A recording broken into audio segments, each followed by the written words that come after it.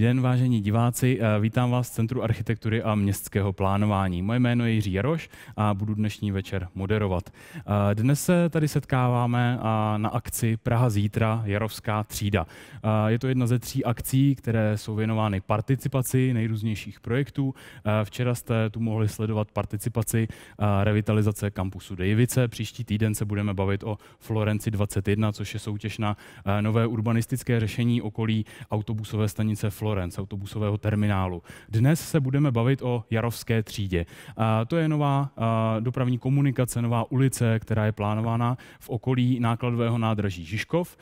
Povíme si něco o její historii a také hlavně o budoucnosti. Chceme vám hlavně sdělit, jak se budete moci zapojit do plánování této třídy, do její podoby, jaký je její účel, proč si město myslí, že ji potřebuje, proč ji potřebuje, taky na jaké limity v tom území naráží a hlavně dostanete prostor vy na to, abyste se na úvod této participační kampaně zeptali na to, co vás zajímá. My jsme sledovali diskuzi, která se Jarovské třídě věnuje na internetu.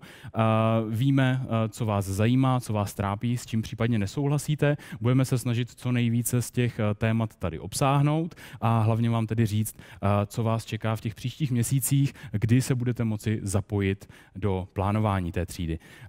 Na začátek tady máme úvodní prezentaci Marka Zdradičky, mého kolegy, ředitele sekce infrastruktury tady na Institutu plánování a rozvoje. Toho tedy poprosím o slovo a po jeho prezentaci vystoupí pan Kasl a následovat bude potom diskuze. Vy se můžete už teď ptát na slido.com. Pod heslem Campuj online se dostanete do chatovací místnosti, tam můžete položit dotaz a já ho tady na tabletu uvidím a po 2 prezentacích se tady potom setkáme a já ty dotazy budu pokládat našim hostům. Takže teď dávám slovo Marku Zdradičkovi a vítám vás tady. Dobrý večer, dámy a pánové. Mým úkolem je vás seznámit s tím, co vlastně Jarovská třída je, proč se tomuto tématu nyní věnujeme, jak vypadá a v podstatě ty detaily vám potom představí naši kolegové projektanti, který jsme vybrali, aby nám rozpracovali toto téma v detailu, tak, aby vlastně mohlo být připravováno dále jako záměr. Jarovská třída je, řekněme, typ komunikačního propojení nebo vůbec nová propojka ve městě, která by měla propojit budoucí uzel městského okruhu na Českobrodské ulici s rozvojovým územím a transformačním územím na nákladovém nádraží Žižkově. V podstatě v té stopě, tak jak vidíte teď žlutě na mapě současného stavu. A ono je to propojení, které v tomto území relativně už dlouho je sledováno v různých podobách. My si k tomu vlastně něco řekneme, aby bylo vidět, jak se tento záměr vyvíjel v čase, jaká je teď jeho podoba a proč vlastně považujeme za důležité, aby vzniknul. Jak jsem říkal, je to záměr, který v podstatě už nějakou dobu v územně plánovacích dokumentacích je sledován. Tady jsem připravil vlastně ukázku z 60. let, kdy komunikační systém města, který vidíte na tom schématu vpravo dole, byl v podobě takzvaného roštového systému a kde v podstatě v této stopě podél jižní hrany nákladového nádraží Žižkov existovala poměrně kapacitní komunikace, která měla propojit vlastně ten směr od Českobrodské ulice až dál vlastně směrem do Žižkova. Vidíte, že vlastně ze Želivskou ulicí měla být mimoúrovňová křižovatka. Byl to tedy vlastně něco jakoby takový trošku dálniční městský charakter. Něco obdobného se vlastně sledovalo i v 70. letech, kdy komunikační systém se změnil na takzvaný zákos, neboli základní komunikační systém. A pořád v této stopě, které tady vidíte v podobě toho žlutého tahu z mimoúrovňové křižovatky po jižní hraně nákladového nádraží a zároveň vlastně rozčísnutí Malešického lesa s návazností na tady vpravo křižovatku městského okruhu. Byly to tedy výrazně kapacitnější záměry s mimoúrovňovým křížením.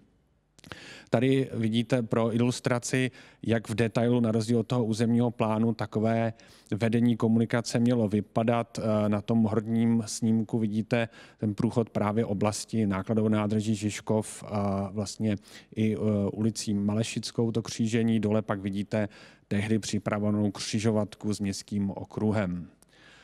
V 80. letech nastává přehodnocení některých rozvojových záměrů.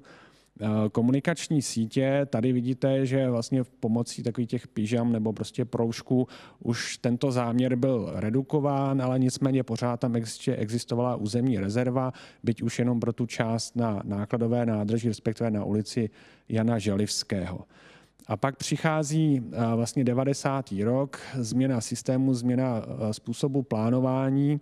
Nicméně Jarovská spojka, jak se tehdy vlastně říkalo, nebo propojka Jarov-Želivského, je pořád držená v těch relativně hodně kapacitních parametrech. Tam vpravo vidíte křížení opět s trasou městského okruhu, mimorovňové křížení s Jarovskou, respektive s ulicí Malešickou, nákladové nádraží Žižkov a napojení na Želivského. Potom dále v 90. letech, jak se začal připravovat platný územní plán Prahy, tak byly rozpracovány varianty. Tady vidíte vlastně řešení, které plus minus se dostalo do platného územního plánu, kde tedy Jarovská spojka, jak se jí tehdy už začalo říkat, byla o něco redukovanější, ale stále vlastně šlo o takový průtah územím s mimourňovými křižovatkami a s napojením opět na východě na městský okruh. Ta stopa šla vlastně prostředkem toho území s vykřížením Malešické ulice. To se potom překlopilo do grafické podoby územního plánu, který byl schválen v roce 1999. Je to ta žlutá stopa vlastně pod tou fialovou drážní stopou. Vidíte ty mimourňová křížení s Malešickou ulicí, s ulicí k Červenému dvoru a potom zaústění na ulici Jana Želivského na jižní hradě nákladového nádraží Žižkov. V té východní části tam vidíte i trasování, jak probíhalo Malešickým lesem. Bylo to poměrně jako výrazný zásah a vstup do toho území. Tak jak šel čas, tak se začalo připravovat i rozvoj transformačního území na Žižkově a byly zpracovávány různé alternativy vedení této komunikace. Některé vycházely z původně navrženého osového řešení, které navazovalo na Olšanskou ulici, ale bylo to pořád ještě, řekněme, takové robustní komunikační řešení, které částečně bylo čtyřpruhové, ale už tehdy se vlastně začalo uvažovat s řešením tramvajové trati, která by obsluhovala celé to území a napojením stále vlastně na východě na městský okruh.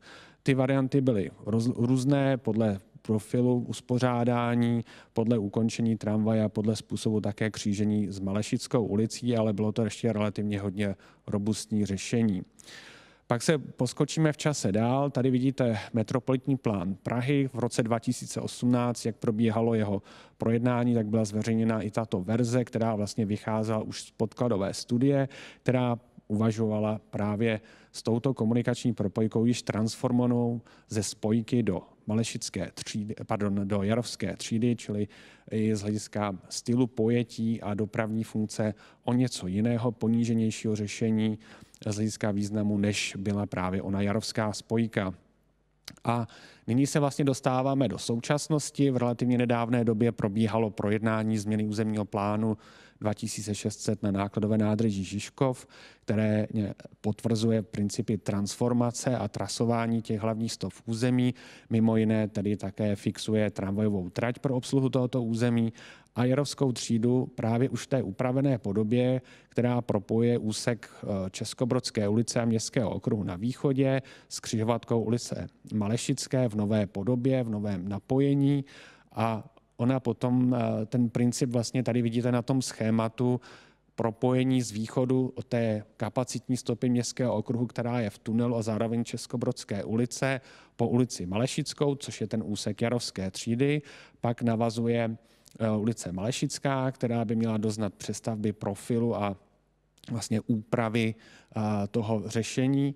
A pak toto komunikační propojení se vlastně rozděluje do dvou stop, do Malešické ulice a ulice u nákladového nádraží, kde se napojuje na ulici Želivského, což je vlastně sledováno jednak také kvůli obsluze toho území, ale jednak vlastně rozdělení těch dopravních proudů.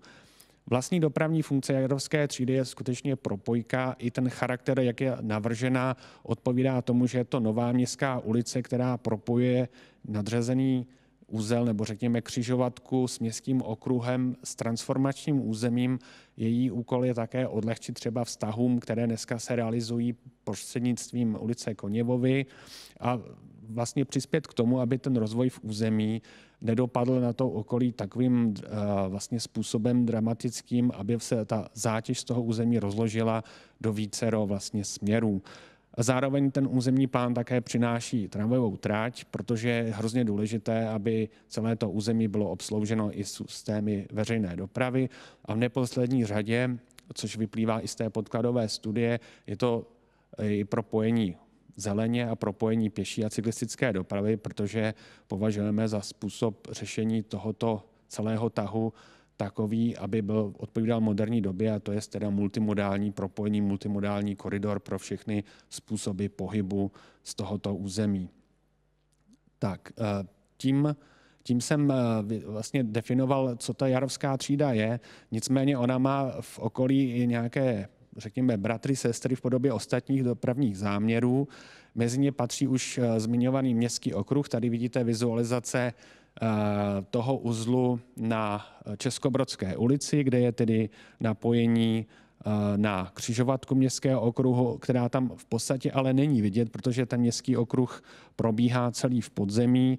Tam na té levé části vidíte právě vpravo, co je takovýto křižovatka, tak to je právě napojení městského okruhu a vlevo je napojení Jarovské třídy. Vpravo pak vidíte vizualizaci celého toho území, kde vlevo nahoře vlastně je komplex Auto Jarov pro snazší orientaci. Mezi další záměry, o kterých jsem hovořil, patří i tramvajová trať. Dopravní podnik, stejně jako IPR Praha, dostal za úkol rozpracovat usnesením rady Jarovskou třídu, tak dopravní podnik naopak dostal za úkol rozpracovat právě tramvajovou trať, tak aby tyto záměry byly dále připravovány v souvislosti s tím, jak se připravuje i rozvoj toho území a běžely jedna ruka spolu.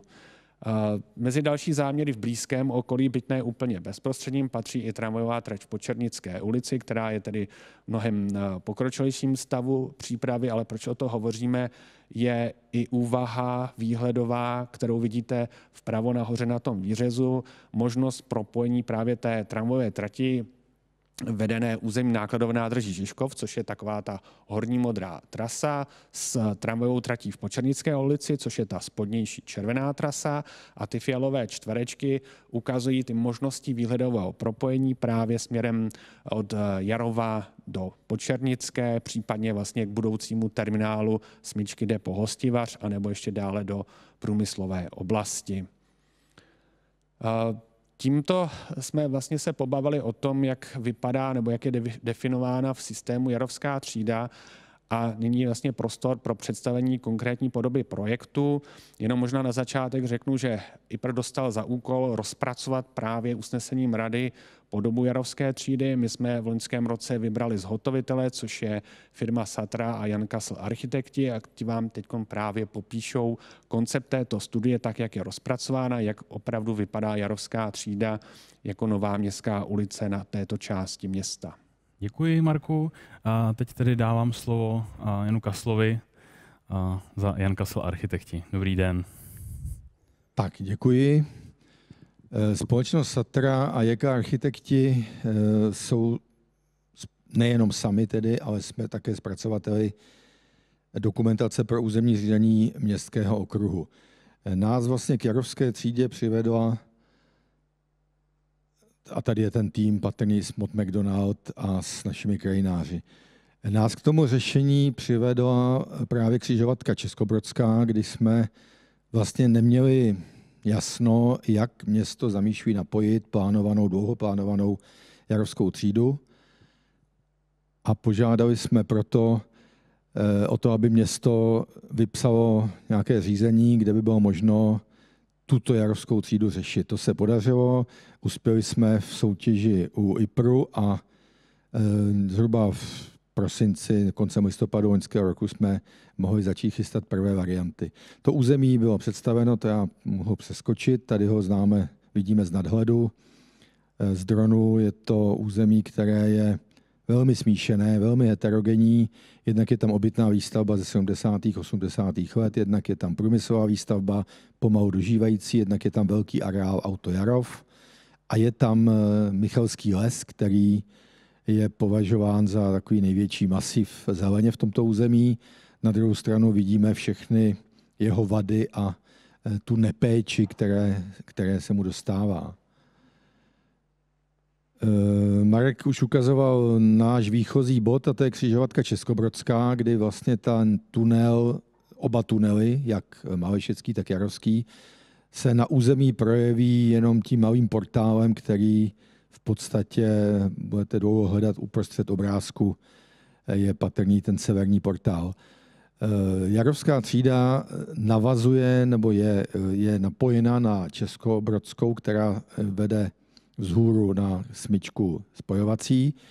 Těžko ji tam teď vidíte, ale je jihovýchodně od Auto Jarov a my jsme vlastně tu její polohu potřebovali specifikovat i proto, že bude ovlivňovat křižovatku městského okruhu. Tady už je rozborová mapa, na níž je trochu obtížně, ale pro pečlivé oko se to dá vyhledat. Všechna kritická místa, uzly, všechny sporná místa, všechna příčná spojení chybějící, všechny vazby východozápadní. Když to vemu, to území, vlastně my jsme si je trochu rozšířili až na západ, až k mostu, k Červenému dvoru, kde podle nás vlastně začíná ta promenáda, ta zelená, zamýšlená zelená osa, až po napojení na Českobrodskou u mimoúrovně křižovatky městského okruhu. To území prochází z části brownfieldem, to znamená, že vlastně ještě ta plocha východně od Červenému dvoru k dnešnímu Penny Marketu je vlastně přestavbová, jednoznačně ta nová výstavba tam je nadčrtnuta těmi modrými bloky. Pak je tam už území z části dostavěné, z části dostavované, Vackova, Jarova, a pak vede do už dneska výrazně stabilizované plochy toho sídliště nebo souboru Habrová až k Osikové a k Autu Jarov. Řešili jsme tam několik zadání, řešíme multimodální dopravní spojení, které je dopravní především pro pěší, pro cyklisty, pro tramvaj, ale také pro automobily. A toto vyřešit znamenalo vyřešit několik složitých uzlů křižovatek, jako je například Malešická na Jarově. Jarovská třída, jak připojit Jarovskou třídu na Českobrodskou, jak se vypořádat s vedením tramvajové trati, která byla původně navrhována k ukončení v oblasti Habrové hned za Malešickou, to je ta prvá smyčka zhruba uprostřed obrazovky nebo vašeho obrazu. Řešili jsme průchod Malešickým lesem pro cyklisty a pěší a řešili jsme vazbu mezi Prahou 3 a Prahou 10, to znamená z Jarovského kopce směrem na jih do Malešického lesa a naopak z Malešického parku přes Malešickou do lesa a dále pak v budoucnu na východ až k Rokytce, tam se chystá lávka, není to příliš vidět, ale na pravém okraji obrazovky je patrná křižovatka a lávka, která povede přes Hrdořeské údolí, po níž by se mělo dát projet vlastně až do údolí Rokytky a směrem dál na východ. Tady jsou shrnuté ty hlavní principy. Navrhujeme multimodální dopravní koridor, pěší, cyklistická, tramvajová, automobilová doprava. Navrhujeme zelenou osu, která byla nebo je plánována z prostoru Žižkovského nákladového nádraží, z toho dnes zanedbaného brownfieldu směrem na východ a na jih, a to jak na jih do Malešic, tak na východ směr k té Rokytce. Jedním z hesel může být na kole bezpečně z centra Žižkova až ven z Prahy, protože ta trasa, jak je navržená, tak je mimoúrovňová, bezpečná, kříží všechny automobilové a jiné spoje.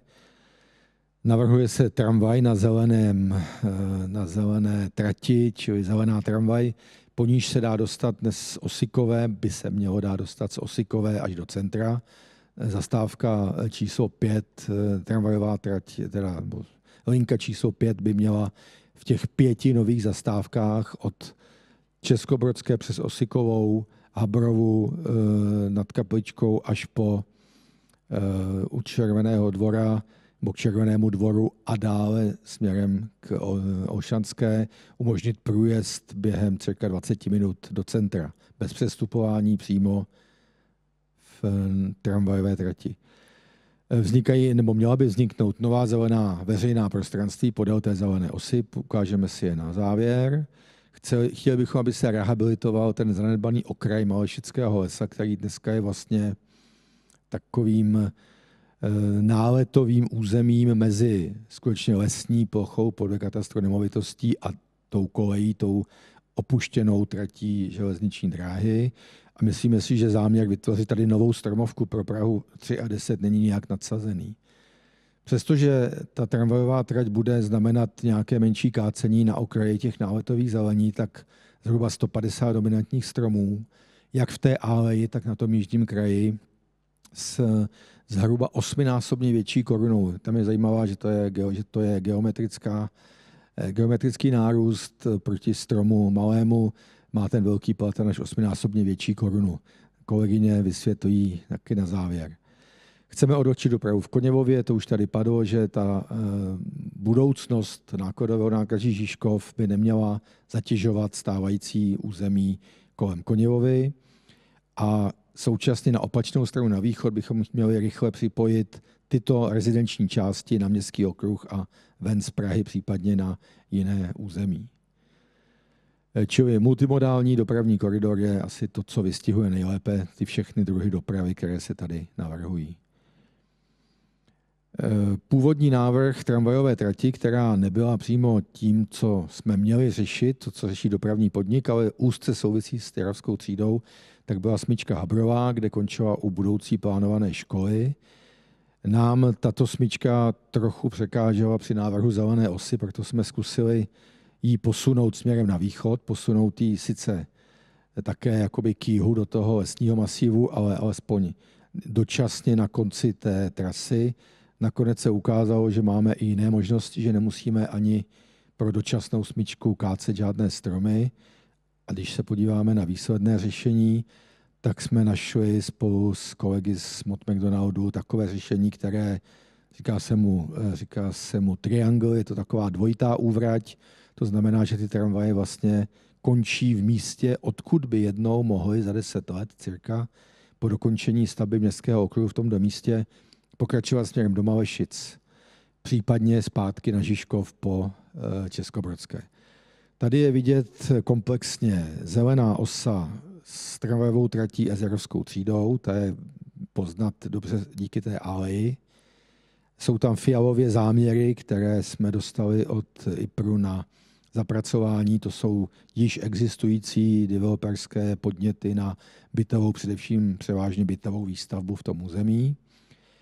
A pak je tam vidět vazba v té pravé části, čili východní, na křižovatku městského okruhu. Je tam oranžově, ne příliš dobře vidět, dvě podzemní rampy a výjezd na Českobrodskou. Tohle území, tak jak je navrženo, respektuje, spíše ještě zlepšuje parametry té lesní hmoty Malešického lesa. My se snažíme pomalu zvykat občany na lesopark, protože to je les zvláštního určení, který má hlavně tu funkci rekreační. Takže je to lesopark a propojuje tu zeleň vlevo v oblasti nákladového nádraží Žižkov s osou podélnou v ose dnes již rozebrané výtažné koleje, která vede příkřeji vzhůru k Malešické a ta hlavní kolej bude sledovat jak tramvajová trať, tak posléze Malešická Jarovská třída. Tady vidíme detail u Penny Marketu, který má být doplněn, nastavěn, ale jinak zůstává na svém místě. Je tam příčné křížení, bohužel nejde ukazovat, ale je to vlastně kříž směrem dál na Třebešín, který dneska tvoří lávka, tam ta bariéra vlaku odpadne, či bude tam úrovňové křížení tramvajové trati u zastávky. Na dalším detailu je vidět ta východní část Jarovské třídy, křižovatka na Českobrodské, areál Auto Jarov a vlastně pokračující taková ta měkce se vinoucí zelená stopa, což je cyklo inline, vyasfaltovaná a mlatová pěší rekreační trasa, která směřuje dál k východu na tu lávku. Tady je dopravní situace, já možná potom požádám kolegyni Bouškovou ze Satry, aby se k ní vrátila, protože teď se dostáváme k detailům dopravním, které může popsat, poprosím Zuzanu, popsat způsoby křížení, způsoby zastávek, řešení té křižovatky a pak na závěr se vrátí nebo se dostane k různým profilům, které budou především předmětem participace. Na ty se budeme ptát, jakou variantu cyklotrasy, jaké vedení byste preferovali. Se snažím vrátit tak na začátek. Tak. Tak, dobrý večer, dámy a pánové, já děkuji Honzovi za slovo. Já se možná, vrátím a posunu to spíš na ty řezy. Oranžová. Tak, já začnu řezy a potom se vrátím tedy k těm situacím, k detailům a vlastně k tomu zdůvodnění našeho návrhu a různým principům. Jarovská třída je vlastně velmi specifickou městskou třídou, protože, jak jste si mohli všimnout na situaci,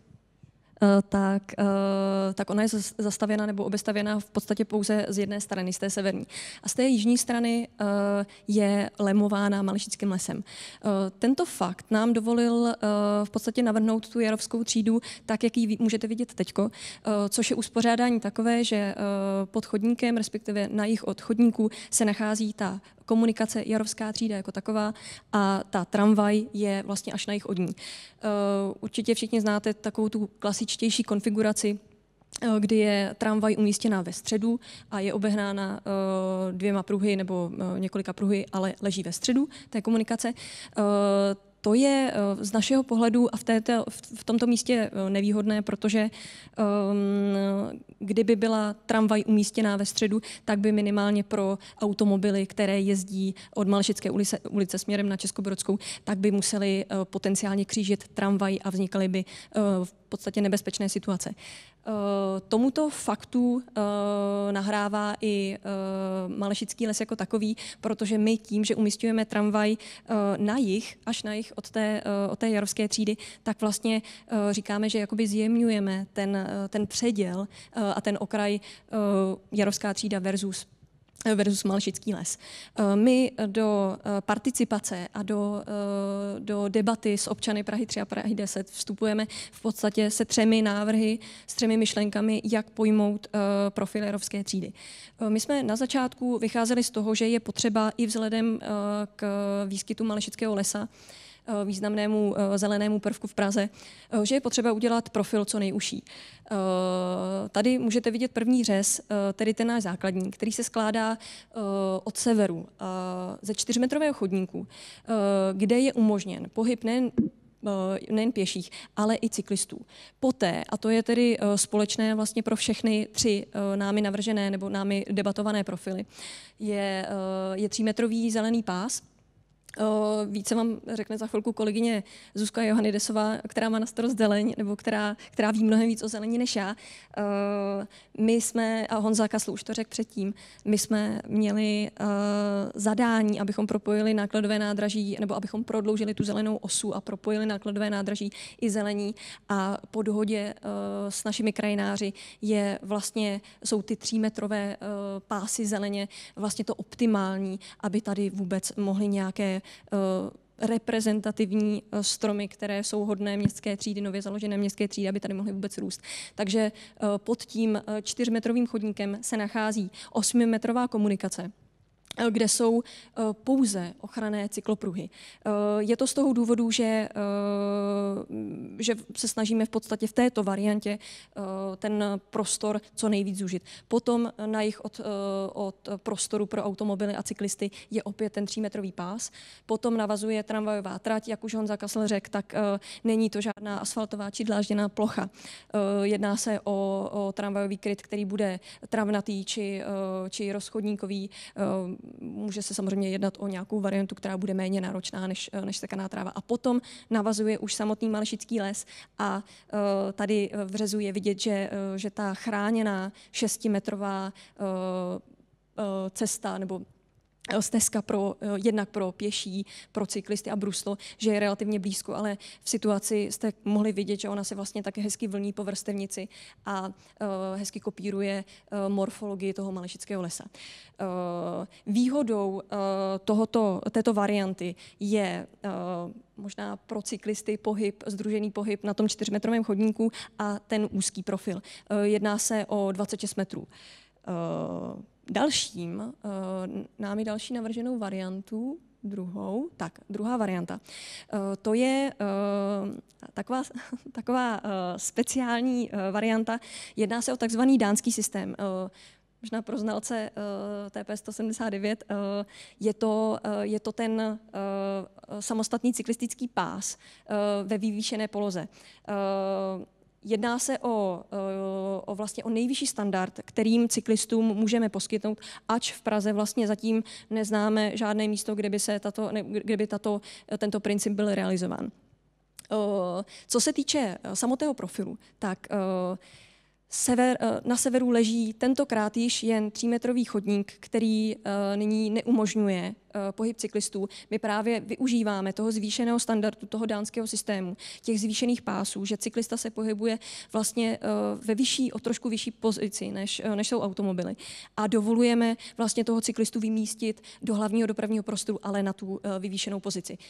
Po chodníku na jižní straně od chodníku se nachází opět ten 3metrový zelený pás, potom je 2metrový pás s vyvýšeným cyklistou, poté je 6,5metrový pás pro obousměrný provoz automobilů, potom je opět cyklista na vyvýšené poloze v protisměru, zelený pás 3metrový a zase tramvaj s tou chráněnou cyklostezkou.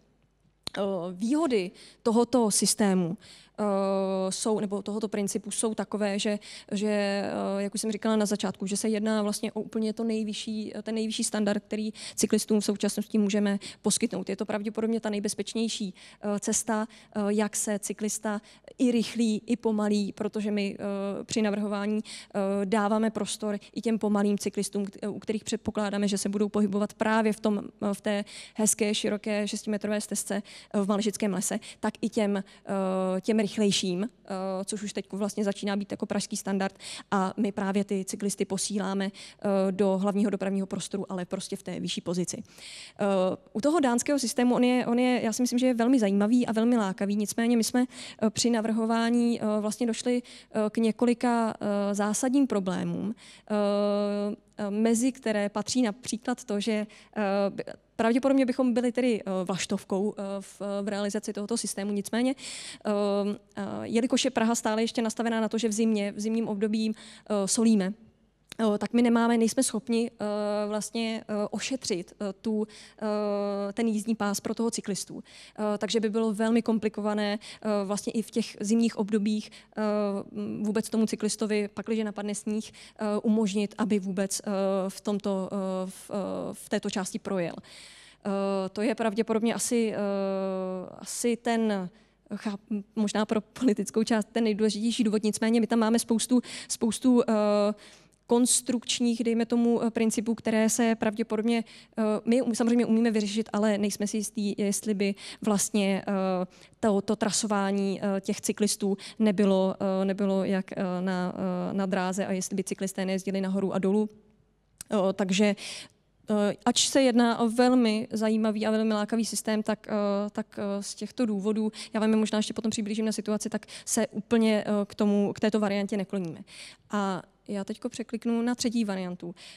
To je varianta, která je námi preferovaná.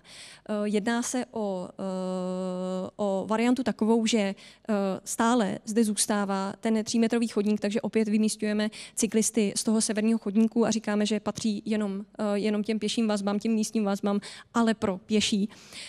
Naopak tomu cyklistovi, kterého jsme vlastně v té první variantě nechávali pouze v ochranných pruzích, tak tady mu poskytujeme ten, řekla bych, jako velmi standardní 1,5 m široký pás, sice v úrovni aut, nicméně jedná se pořád o 1,5 m široký pás, který je prostě naprosto dostačující a myslíme si, že poskytuje jako adekvátní komfort městské třídě. Poté je opět 6,5 metrový pás, Potom je opět cyklista, ten rychlocyklista, jak mu říkáme, v 1,5 m širokém pruhu, zelený pás a tramvaj a ta chráněná stezka. Možná ještě já se vrátím k tomu šířkovému uspořádání. Já jsem říkala na začátku, že my vnímáme ten tlak, který je směřovaný k tomu, abychom nezasahovali do Malešického lesa víc, než musíme. Ta první varianta, ty ochranné pruhy, ta měla celkovou šířku 26 metrů. Ten dánský systém, když to vrátím rychle zpátky, tak ta se rozšířila o 1,5 m a ta třetí varianta, s tou se dostáváme opět na těch 26 metrů, takže vlastně za nás poskytuje větší komfort pro cyklisty a přitom zůstává v těch minimálních šířkových parametrech. Tak tady jenom tady jsou ještě řezy Malešickou ulicí. Honza Kasl to ukazoval na situaci. My současně s Jarovskou třídou máme zadání i v podstatě jako revitalizaci, úpravu Malešické ulice až k ulici k Červenému dvoru. Tam nezakládáme úplně novou městskou třídu, takže si nemůžeme dovolit úplně takový komfort, který můžeme poskytnout na Jarovské třídě. Malešická ulice, nicméně samozřejmě počítáme s tím, že je potřeba a že ten tlak tady bude a je potřeba dostat cyklisty vlastně i nebo protáhnout je tou Malešickou ulicí. Takže v Malešické ulici z důvodu toho, že tam skutečně není toho prostoru tolik jako na Jarovské třídě, tak zavádíme pouze ty ochranné pruhy, nicméně i to je vlastně víc než ten stávající stav. Snažíme se tam prostorově dotlačit i tu zelenou osu, byť už vlastně ne v takové šířce, jako jsou vlastně ty 3metrové pásy, které jsou na Jarovské třídě. A samozřejmě zde přidáváme chodníky, které na Malešické ulici v jisté části nebo v jisté délce úplně chybí teďko. Na tom horním řezu můžete vidět řez vlastně v místě Malešického mostu, tedy toho našeho nového řešení. Nevím, jestli to zaznělo, já to radši ještě připomenu. My jsme v zadání jsme prověřovali jak úrovňovou, tak mimoúrovňovou variantu vedení tramvaje versus Jarovská třída, potažmo Malešická ulice. A vlastně toto naše finální řešení pracuje už pouze s tou mimoúrovňovou variantou, která je vlastně mnohem bezpečnější. Zároveň jsme schopni umístit a propojit vlastně všechny významné pěší a cyklistické vazby. Ten jižní řez, tak to už je řez v úrovni toho penny marketu. Můžete vidět, že na této úrovni je umístěna nová tramvajová zastávka a je v úrovni, takže není potřeba, kdo zná toto místo, tak ví, že teď je tam vlastně velké stoupání a druhý most a my tento stav srovnáváme a vlastně umožňujeme těm cyklistům. Vede tady jedna z důležitých cyklistických tras, tak my vlastně těm cyklistům umožňujeme, pěším, potažmo cyklistům umožňujeme tu vazbu na tu tramvajovou trať, potažmo dále nahoru nebo k nákladovému nádraží, potažmo nahoru na Koněvovu ulici. Tak tady jenom srovnání těch 3 profilů. Já ještě připomínám, že my máme otevřenou diskuzi těchto 3 profilů a 4 preferujeme tu variantu 3, která podle nás splňuje ten co nejmenší zásah do Malešického lesa a přitom poskytuje velký komfort, adekvátní komfort i pro cyklistickou dopravu. Já tedy ještě možná vrátím znova na ty detaily. Tak my jsme po konzultaci s městskou částí 3 a 10, kteří vnímají tu Jarovskou třídu skutečně jako městskou třídu, ale městskou třídu takovou, kde v podstatě auta nemají jet příliš velkou rychlostí. A po konzultaci s nimi jsme se snažili do profilu Jarovské třídy nebo do těch úprav zanést co nejvíc prvků, které by tu dopravu mohly sklidnit. Jsme zatím ve fázi studie, takže nemluvíme o žádném svislém dopravním značení. Nicméně už teď jsme byli schopni vlastně do určitých míst umístit takové prvky nebo taková opatření, která doufáme podle nás tu dopravu dostatečně zpomalí. Tady na situaci můžete vidět na tom severním levém horním rohu, dejme tomu, tak tady můžete vidět to to úrovňové křížení té tramvajové trati, která vede vlastně k tomu, nebo se stezkou, která vede k tomu Penny Marketu. V přímém protažení tady té hlavní cyklistické trasy je umístěn přechod, který tady chybí.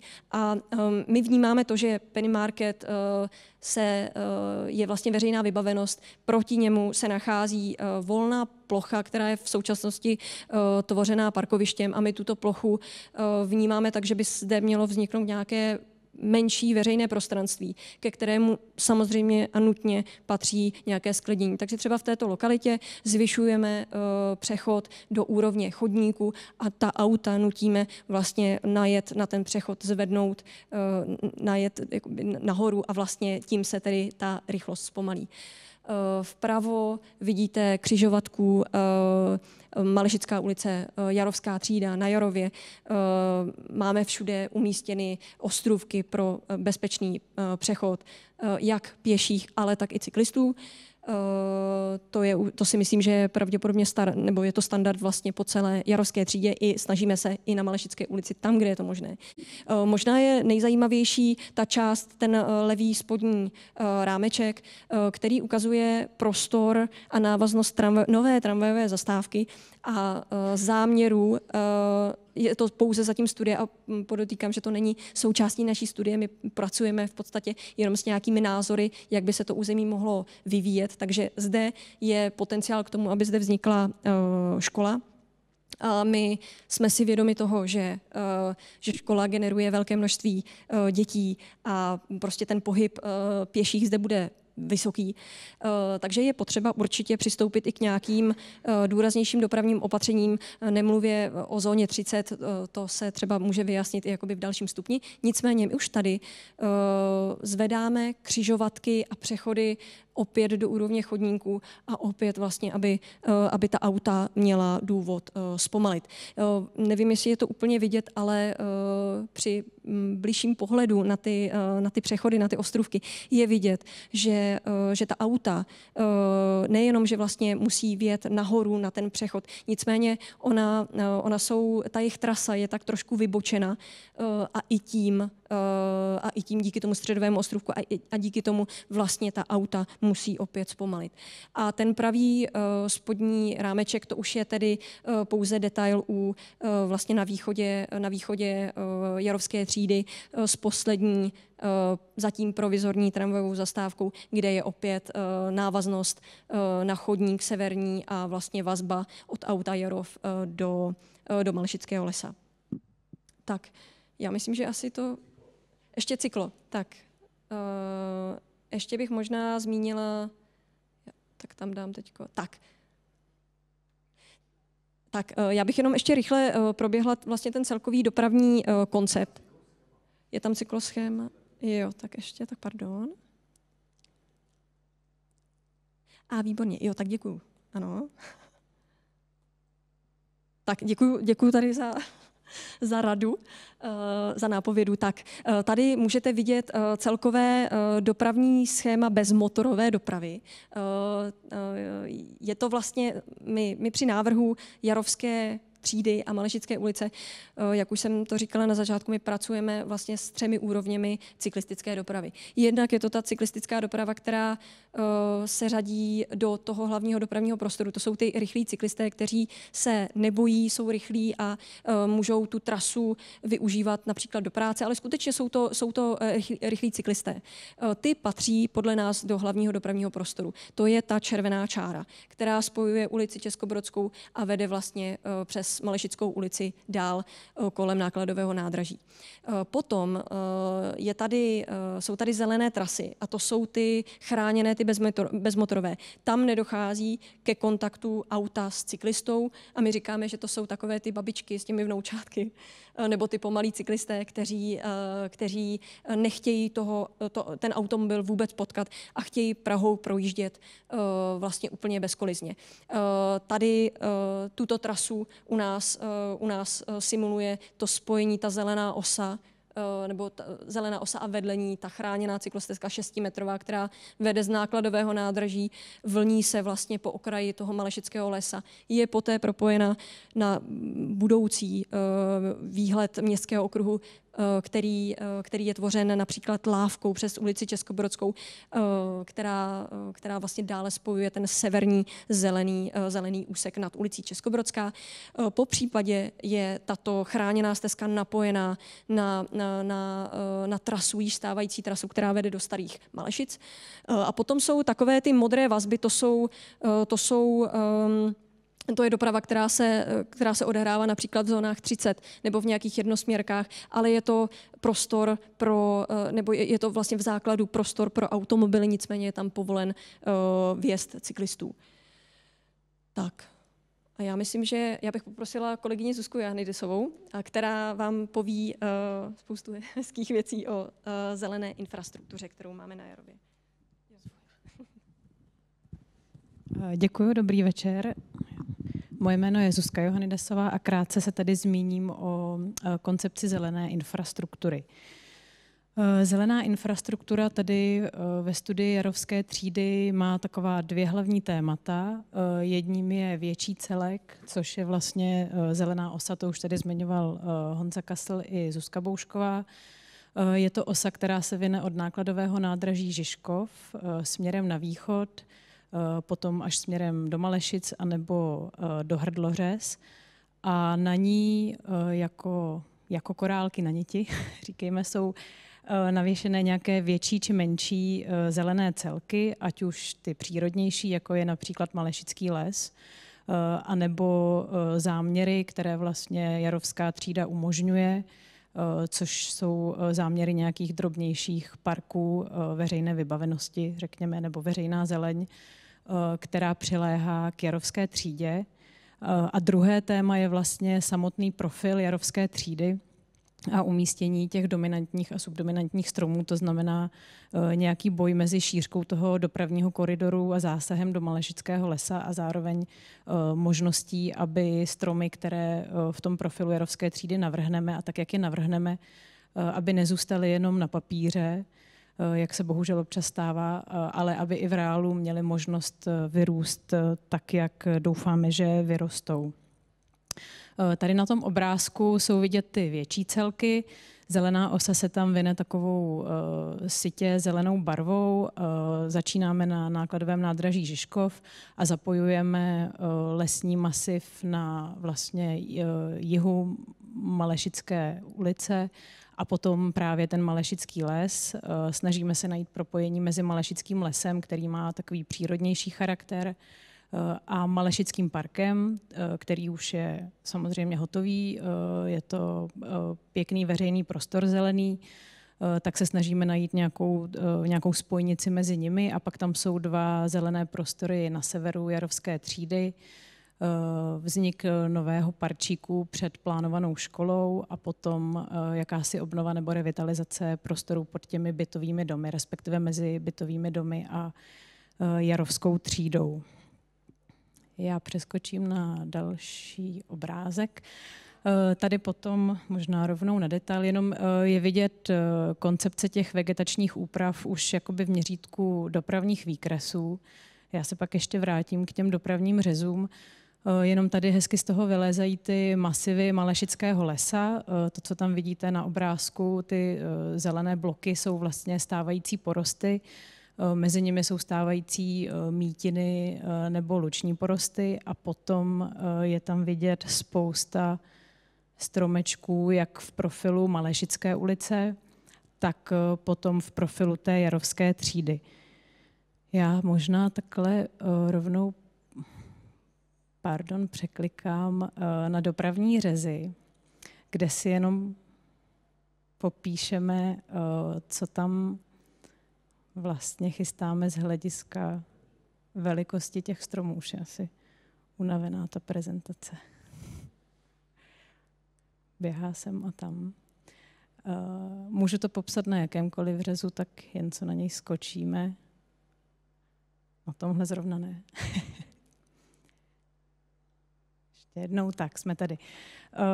Bavíme se vlastně celou dobu o tom, že na Jarovské třídě se snažíme vysadit dominantní stromy.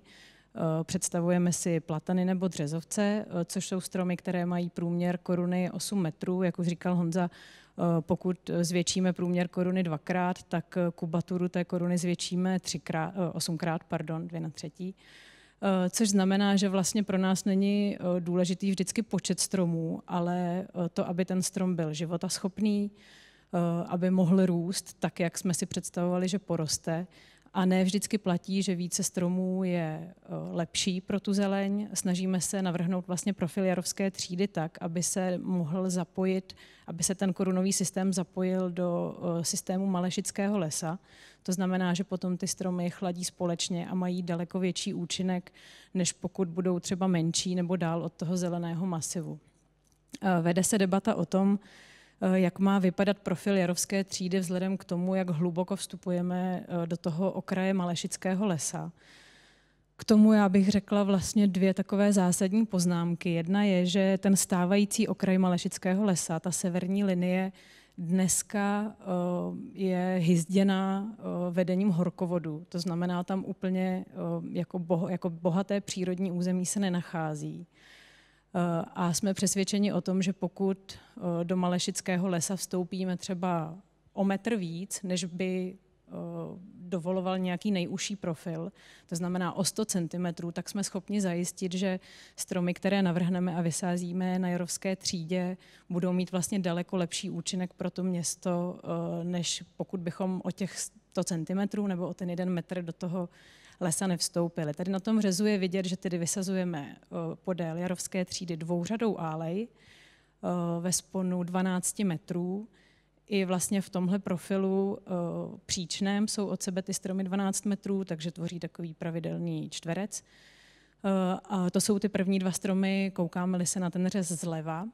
Pak je tramvajový pás zatravněný a potom se nachází lem vlastně malešického lesa, který už není tvořený álejí, je tvořen střídavě stromy dominantními a subdominantními.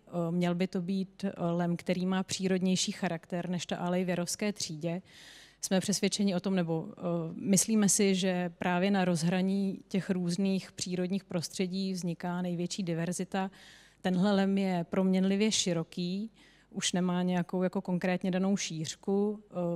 Tahle studie vlastně vznikla bez podrobnějšího zatím dendrologického průzkumu, takzvaně okometricky, na místě jsme byli. Takže může se stát, že v nějakém místě zjistíme, že tam je významný strom, který by tam mohl zůstat, pak samozřejmě my tu stezku můžeme přetvarovat tak, aby tam zůstal. Nicméně navrhujeme tady stromy nové dominantní místního druhu, habry, lípy, duby. Pak je ta naše stezka cyklo, pěší, inlineová, která má 6metrovou šířku a proměnlivou trasu a pak už tedy navazuje masiv malešického lesa. V podstatě se bavíme o tom, že na tom lemu, který se nachází mezi tou pěší a cyklostezkou a tramvajovým pásem, se snažíme místy o remízek, místy o založení nového lesa, který v podstatě jakoby navazuje na ten les stávající, má určitě přírodní charakter, nejedná se o městské stromořadí a vlastně reaguje na obě ty formy, které jsou vedle něj, jak na tu álej, tak na ten stávající les a vytváří vlastně zapojení těch korun na obou stranách. Jak se můžete ještě kouknout na tomhle řezu, tak i když jsme teda ve fázi studie, tak se snažíme o to, aby už teď bylo zřejmé, že ty stromy něco potřebují, že nevyrůstají z asfaltu nebo z chodníku, že se pod nimi něco odehrává. Je vidět, že například u toho stromu na levé straně, bavíme se na severu podél jarovské třídy, tak nám vlastně zabíhá ten strukturní substrát až pod chodník. Na té pravé straně zase mezi tramvají a dopravním koridorem jarovské třídy zabíhá pod cyklistu. Snažíme se na to myslet už od začátku, aby se skutečně nestalo, že tady něco slíbíme, pak ty stromy nebudou životaschopné, neporostou, budou se muset každých pár let měnit. Na tom řezu je i krásně vidět, že stromy v áleji jsou vysoko vyvětvené, tak aby teda fungoval i ten dopravní koridor. Jak už říkal Honza na začátku té prezentace, tak tím, že se jedná o prostor, který vlastně sdružuje chodce, cyklisty, individuální automobilovou dopravu, tramvaj a zeleň, tak se snažíme, aby všichni vlastně si přišli na své. Nemá smysl navrhovat to tak, že cyklistům se tam bude špatně jezdit a stromy tam neporostou. Ta doprava individuální nebo ta tramvajová, na jednu stranu to má jednodušší si ten prostor uhájit, takže myslíme hodně na to, aby si ho uhájili i stromy a zeleň jako taková. Já tady skočím teda do detailů tady těch dopravních situací. Tady jsme na východní straně, kde jednak je vidět Malešická ulice, kde navrhujeme stromy dominantní. Ve sponu tady odpovídají tomu, že mezi nimi navrhujeme podélné parkování. Přidáváme vlastně vystřídanou alej, když to tak řeknu, do ulice Habrová na severní straně základní školy. A pak už na jih od Jarovské třídy a od tramvajové trati začíná v podstatě ten masiv Malešického lesa. Doplňujeme tam nějaké části zeleně mezi Jarovskou třídu a tramvajovou trať, skupinku dominantních a subdominantních stromů. Tady přeskočím na tu západní část, kde je tedy vidět, že podél celé Jarovské třídy pořád běží ta dvouřadá alej v podstatě až ke křižovatce do Českobrodské, kde teda už potom jedna strana mizí, protože tam je ten tramvajový triangl. A podél té jižní strany běží vlastně takový ten proměnlivý lem, který se zapojuje tu více, tu méně do Malešického lesa. Tady se jenom můžete podívat na druhovou skladbu. Tohle jsou například dominantní stromy podél tramvajových zastávek, javory, duby, tak jak se budou barvit v průběhu ročních dob, co na nich roste. Pak jsou tady dominantní stromy právě podél té cyklostezky, to znamená jak na severní, tak jižní straně té zelené stezky Malešického lesa. Lípa, dub, habr, který teda není v ulici Habrová. Tady jsou subdominantní stromy, tedy ty menší, například javor nebo třešeň, která teda neplodí, ale krásně kvete. Tady je nějaké bylinné patro, to se vlastně vyskytuje, já tam možná ještě rychle skočím takhle na tu situaci, tam, kde v podstatě chybí dneska Malešický les, jsou tam takové mítiny, tak my vlastně navrhujeme taky, tady je to trošku vidět na té situaci, takové ty žlutější plochy, je vlastně luční výsev, máme několik typů těch luk. Jsou to buď na světlých místech nebo stinných místech, louky sečené 2krát ročně, 6krát ročně a pak také sečené trávníky. Tady si můžete prohlédnout různou druhovou skladbu. A já myslím, že to je asi za zeleň všechno. A skočím tady na poslední obrázek a za nás všechny je to všechno.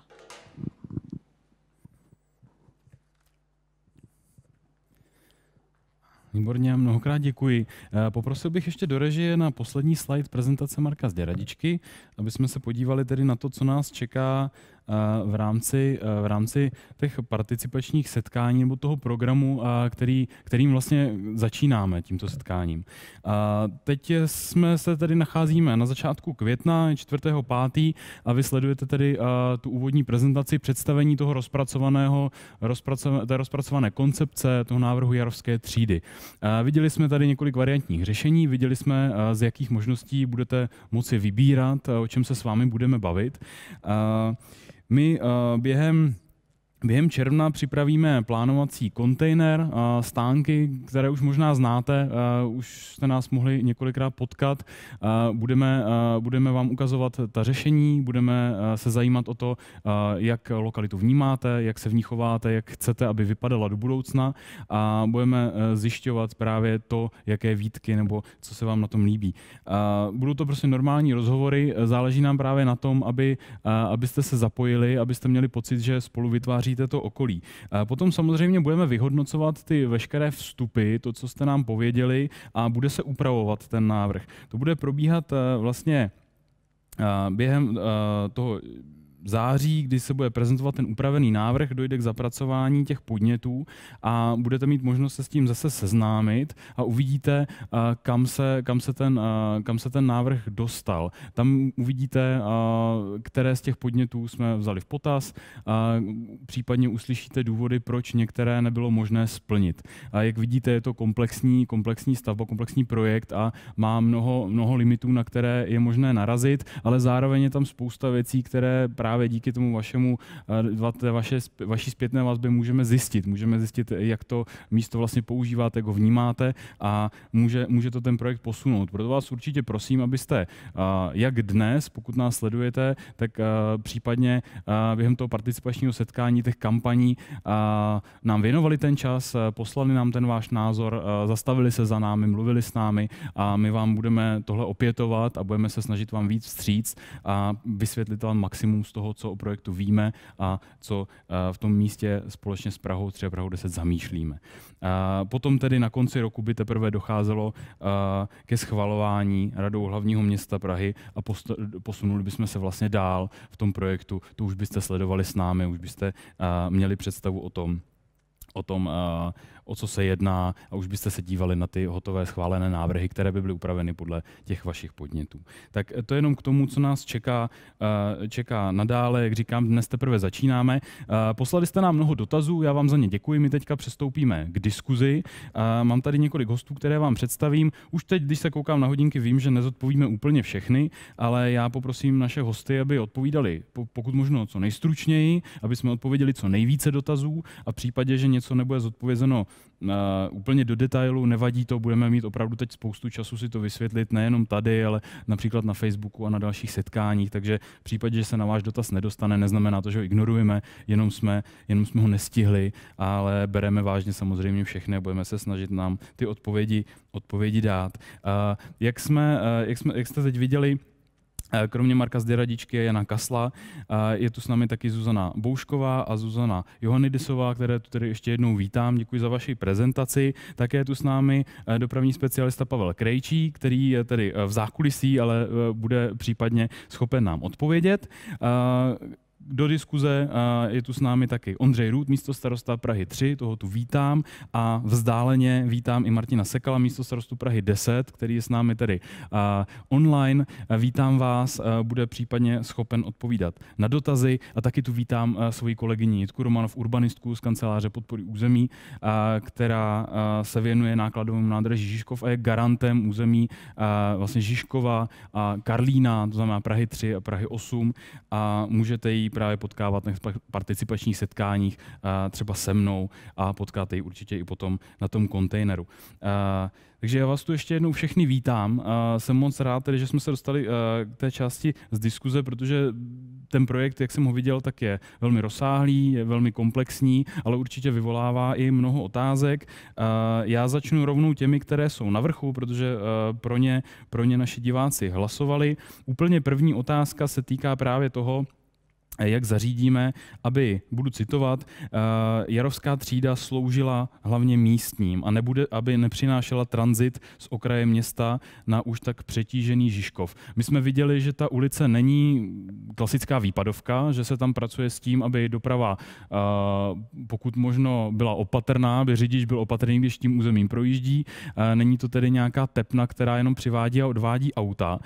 Může případně tým Jana Kasla to nějakým způsobem komentovat a případně poprosím i Marka o nějakou reakci, protože je to typ komunikace, se kterým se setkáváme spíš právě v těch zabydlených částech, než někde na okrajích. Děkuji. Jarovská třída má funkci skutečně odvádět dopravu z Žižkovského nádraží a z Jarova a Vackova. Samozřejmě také přivádět, ale místní, protože nenabízí žádnou rychlou zkratku od městského okruhu, který tam, budu doufat, za 10 let bude. A Jarovská třída vlastně Jarovská třída slouží k tomu, aby právě všichni, kdo budou bydlet v oblasti Vackova, Žižkova, Žižkovského nádraží, nejezdili po Koněvově, nejezdili Želivského na Vinohradskou a podobně. Čili ta její role je skutečně spojka ven z Prahy, případně příjezd té kapacitní komunikace v tunelu městského okruhu. Pokud to chápu správně, to je tady myšleno tak, že pokud budu bydlet na nákladovém nádraží Žižkov, a nebude mě tedy ta neexistence Jarovské třídy nutit, abych projel zabydlenou oblastí do ulice Koněhova a opouštěl Prahu skrz ní. Ještě možná je dobře dodat, já bych vůbec nemusel jet autem, protože tam budu mít tramvaj, která mě umožní na 5 zastávkách mezi, řekněme, u Červenému dvoru a Českobrodskou se dostat na Václavský náměstí rychle, bezpečně, snadno tramvají. A nebo si sednu na kolo. Prosím, Marku. Tak já bych tomu dodal, že to, aby to nebyla primárně tranzitní trasa, je vidět vlastně už na tom charakteru návrhu. Jak už jsem tady říkal na úvod své prezentace, to pojetí komunikace v tomto území se výrazně měnilo v čase a šlo, řekněme, od velmi robustní kapacitní komunikace do podoby, kdy opravdu podtrhujeme to slovo třída, protože to je opravdu vlastně nová městská ulice, komplexně pojatá, jak jste viděli, jednak s veřejnou dopravou, cyklistickou dopravou, ale i zelení. A i tím charakterem návrhu, tak jak tady kolegové v detailu popsali, je zřejmé, že to prostě nebude žádná rychlá průjezdná trasa. Proto se vlastně i přechází z toho platného územního plánu, kde to bylo ve formě takzvané jarovské spojky, kterou, jak jsem ukazoval, byla v podstatě i s mimoúrovňovými křižovatky a byla mnohem výrazně atraktivnější stopou právě pro ten průjezd. A z tohoto důvodu ta motivace pro změnu pojetí tohoto prostoru, toho koridoru, byla, aby to byla ulice, která bude sloužit tomu území, protože ona je velmi úzce spjatá i s tím, jak to území vlastně se bude vyvíjet. A tudíž, aby tomu území pomáhala a nebyla to nějakou výraznou tranzitní stopou v území, ale skutečně tou obslužnou stopou. Chce pan místostarosta reagovat za Prahu 3? Dobrý večer. Já si myslím, že ta otázka zněla, jak zajistit, aby sloužila hlavně místním. No, já si myslím, že místním skutečně bude sloužit převážně ta složka městské hromadné dopravy. Myslím si, že to je významný přínos pro obyvatelé Habrové ulice, okolí Květinkové na Jarově, že vlastně tady se dostanou odsud Činově z tramvajových zastávek přímo velmi rychle přímo do centra města. Určitě bude sloužit místním ty pěší vazby, cyklistická doprava. Méně už místním samozřejmě bude sloužit ta samotná vozovka, komunikace pro auta. Ta bude sloužit i obyvatelům nákladového nádraží. A já tady záměrně mířím k tomu nákladovému nádraží, protože z mýho pohledu tu jarovskou třídu potřebujeme právě proto, aby jsme mohli vlastně rozvinout a zastavět ten brownfield nákladového nádraží. Vycházíme z toho prostě, že město se má zahušťovat, nemá růst do polí a když se zamyslíme nad tou situací dopravní v tom kontextu Prahy 3 dneska, tak vlastně asi to nejhorší, co by se pro Prahu 3 mohlo stát, je to, že by byl zastaven ten brownfield nákladového nádraží.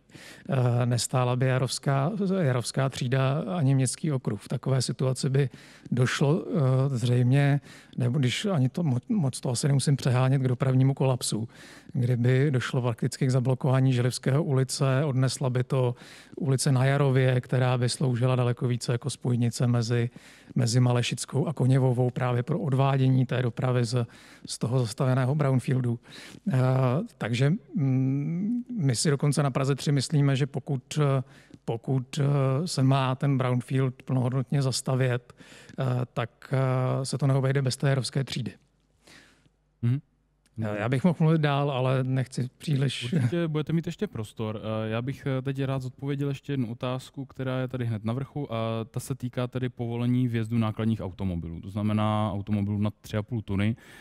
Jaký je ten plán?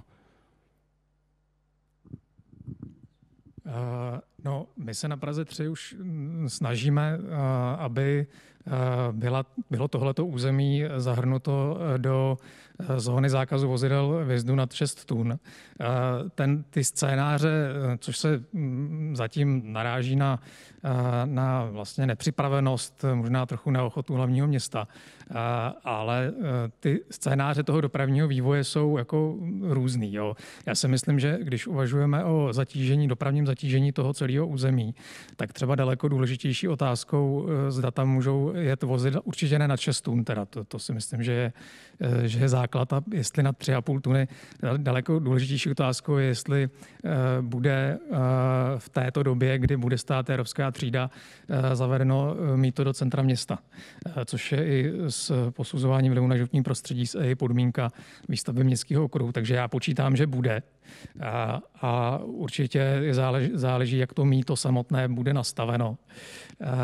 A já si myslím, že určitě tady je na místě omezovat vjezd nákladní dopravy. Určitě nad 6 tun a nad 3,5 tuny stojí za úvahu, ale tady se nebavíme jenom o jarovské třídě, ale o nějakém širším dopravním kontextu. Dobře, děkuju. Teď bych se rád zeptal Marka. Je tady otázka, která se opakuje často, viděl jsem to i v internetových diskuzích, na Facebooku a na Twitteru. Je to číslo 18 000 automobilů denně, které míří na Bazilejské náměstí. Vidíme tady nějakou komunikaci, která ústí v místě, které už teď hodně lidí vnímá jako přetížené a víme, že ty komunikace dál do Žižkova už nemají větší propustnost. Zda můžeme nějakým způsobem okomentovat toto číslo. Zda opravdu se bavíme o tom, že by na Bazilejské náměstí dojelo 18 000 aut. A taky je tady samozřejmě otázka na dopravní modely, které jsou často zmiňovány jako podmínka další diskuze, aby jsme vůbec se mohli bavit o tom, jak to území bude vypadat. Případně Pavel Krejčí, pokud se chce přidat do diskuze, určitě může, stačí, že tady půjčí mikrofon a dáme mu určitě slovo. Tak děkuju za tu otázku. Já jsem to vlastně zapomněl zmínit v té prezentaci. Je to tak, že my určitě s dopravními modely počítáme. Už na základě diskuze vlastně i na jednání dopravní komise městské části Praha 3 se to ukázalo jako velké téma. My od začátku vlastně té studie i v zadání počítáme s dopravním vyhodnocením. To samozřejmě má nějakou posloupnost, protože nejdřív musíme mít nějakým způsobem konstruovaný návrh organizaci dopravního řešení, což vlastně v téhle době už se rýsuje. A na základě toho počítáme se zpracováním několika dopravních modelů, několika scénářů, které určitě budeme prezentovat, a na základě vlastně té velmi intenzivní diskuze na Praze 3 jsme se ještě rozhodli přistoupit k jednomu kroku, který chceme vlastně podpořit věrohodnost těch dat a ještě vlastně provést takovou dopravní sondu, dopravní průzkum vlastně v tom území na některé komunikace, které by zpřesnily relevanci těch dopravních modelů. Takže ano, budou. Díky těmto průzkumům nám sice trošku se natáhne ten čas, než budeme úplně s těmi výsledky, ale pokládáme to v daném případě asi za prospěšnější, aby jsme měli ty výstupy upřesněnější o tato data. Já jenom ještě s dovolením si vezmu jednu poznámku, že již třeba na dřívějších modelovacích prací, které byly prováděny, se ukázalo jako výrazný rozdíl mezi zatížením toho původního konceptu jarovské spojky a jarovské třídy. Jako, když to řeknu velmi hrubě, z některých těch čísel vyplývá v podstatě, že ta jarovská spojka měla poloviční vlastně hodnotu vyšší zatížení než ta jarovská třída. To znamená i to pojetí té ulice a té propojky výrazně působí vlastně z hlediska celkového zatížení. Dobře, děkuju. Prosím o reakci. Může případně pan místostarosta se hlásil? Já tohleto hrozně od kolegy z Radičky rád slyším, protože my jsme na Praze 3 vlastně už v minulém roce schválili v zastupitelstvu připomínky právě ke změně územního plánu toho brownfieldu nákladového nádraží a v nich jsme požadovali právě zpracování nějakého dopravního modelu, nějaké dopravní studie, která by nám odpověděla na otázku, jaké je tady vlastně potřeba, jaká kapacita té komunikace je potřeba. A hlavně já si myslím, že ten dopravní model, to dopravní posouzení může odpovědět zejména těm obyvatelům v okolí Habrové ulice na to, proč tu jarovskou třídu vlastně vůbec potřebujeme. Protože to je ta základní otázka, kterou si značná část těch místních obyvatel právě klade. A já bych byl hrozně rád, kdyby toto dopravní posouzení vyhodnotilo i varianty, třeba kterou už jsem zmínil ve chvíli, kdy neexistuje jarovská spojka a je vlastně plně zastavěn ten brownfield nákladového nádraží. Co to udělá s komunikacemi, jako je Želivského Koněvova, ideálně ulice na Jarově, a aby nám to ukázalo variantu, kdy třeba stojí městský okruh a nestojí Jarovská třída, protože předpokládám, že tento stav, který je možná může být reálný, když nechtěný, tak povede k tomu, že bude zásadním způsobem zvýšená dopravní zátěž na Koněvově ulici. A Jarovská třída, tak jak bylo už tady vysvětlováno kolegy, má právě sloužit k tomu, aby těch dopravních proudů bylo více, aby se ta dopravní zátěž trošku rozmělnila. Takže tyhle ty dopravní modely a propočty my na ně na Praze 3 čekáme už hodně dlouho. Já jsem rád, že tady zaznívá, že se jich dočkáme. A potřebujeme je nejenom pro nás, ale vlastně pro ty obyvatele Prahy 3, zejména té oblasti kolem Habrové ulice, kteří se oprávněně ptají vlastně na tu úplně základní otázku, proč tu ulici vlastně potřebujeme. Děkuju. Já poprosím případně Jitku Romanov, ty jsi tady z nás nejpovolanější, pokud jde o nákladové nádraží Žižkov. Hraje se tam vůbec s tou variantou, že by se mohl celý ten brownfield zastavět a zároveň se ale neřešilo dopravní propojení? Tak s touhle variantou samozřejmě nepočítáme. Jo? Jako tohleto propojení, kterému teď říkáme Jarovská třída, opouštíme teda to slovo spojka, bavíme se čistě o uliční propojce mezi Malešickou a Českobrodskou, tak je vlastně pro nás zásadní pro fungování vlastně dopravního řešení vlastně celé té lokality nákladového nádraží Žižkov. Protože je určitě nutný podotknout, že se nebavíme jenom o území toho areálu samotného, teda bývalého nákladového nádraží, ale i o území na to navazující, kde se připravují vlastně další projekty a ve výsledku je to opravdu jako značná zátěž. A když vlastně přistoupíme na to, že chceme zastavovat spíše brownfieldy a nevyužitá území v centru města, tak k tomu musíme vlastně přistoupit nějakým jako komplexním řešení, které samozřejmě v sobě obsahuje i dopravní řešení a možná i vlastně takovéhle nové propojení. Teďka jsme se bavili hodně o dopravě a já myslím, že i diváci mají asi jasnou představu i z těch komentářů, chápu, že dopravně je ta situace vyřešená opravdu dobře, nebo aspoň do detailu. Viděli jsme několik způsobů dopravy, viděli jsme začlenění do krajiny, k parku Malešickému, k Malešickému lesoparku se ještě dostaneme, ale nemůžeme obcházet to, že podél té plánované ulice bydlí lidé, že je tu tedy ta zástavba, myslím, že bylo řečeno z 80. let, je tam několik takových věžáků, které jsou právě v tom místě toho průchodu do Malešického lesa, kdy můžeme přecházet až do toho Malešického parku. Jak bude vypadat ten detail, nebo jakým způsobem řešíme detail v okolí té zástavby, protože samozřejmě lidé, kteří zde žijí, těch se to dotýká výrazně a určitě k tomu mají i své výhrady. Předpokládám, že například areálu Auto Jarov asi nevadí, že bude mít za plotem novou komunikaci, ale lidem, kteří zde léta žijí v kontaktu s lesem, to vadit může. Takže jak bude vypadat to propojení tedy vlastně s Prahou 10, ten průchod přes to současné kolejiště, který je nějakým způsobem svébytný, je tam ohniště, je to takové místo samo pro sebe. A jak bude vypadat ten detail té komunikace a ten kontakt s tím aktuálním bydlištěm těch lidí. A předám vám tady prezentér. Já s dovolením skáču. Tak možná tento další. Tak Jarovská třída vede územím, kde překvapivě tolik lidí nežije. Teď se omlouvám všem v Habrové. A je to vlastně 5 vysokých plus 1 Auta Jarov objekt. A ta Jarovská třída vede nejdál, jak může, od těch objektů. Takže její poloha je z pohledu ochrany toho obytného území. Kdyby vedla například v ose Habrové, tak by si měli co stěžovat.